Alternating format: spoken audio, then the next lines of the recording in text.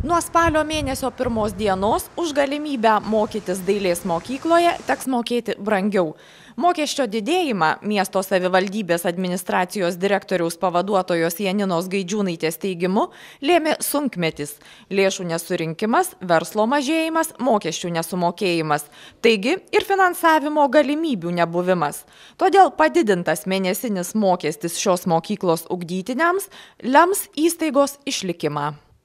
Kad išgyventų, taryba priėmė sprendimą padidinti mokestį iki 55 litų nuo šios dienos kaip tik tai.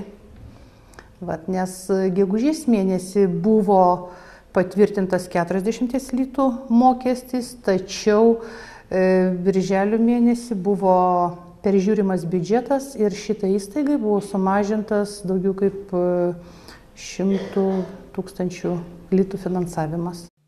Taryba taip pat leido mokyklai steigti mokomasias grupės pagal individualias dailės dalyko programas ir patvirtino 25 litų mokestį už vieną savaitinę valandą. Tokioje taip vadinamoje komercinėje grupėje turėtų mokytis ne mažiau kaip 8 mokiniai, kurių amžius neribojamas.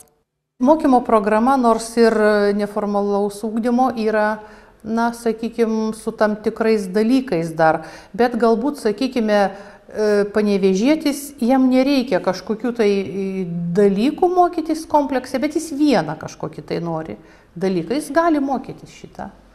Tiesiog yra daugiau praplėsta galimybių.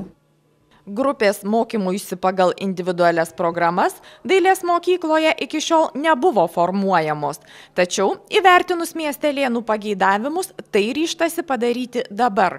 Be to, siekdama išgyventi ir taupiai naudoti menkas biudžeto lėšas, mokykla teigiama išnaudojo visus įmanomus vidinius rezervus.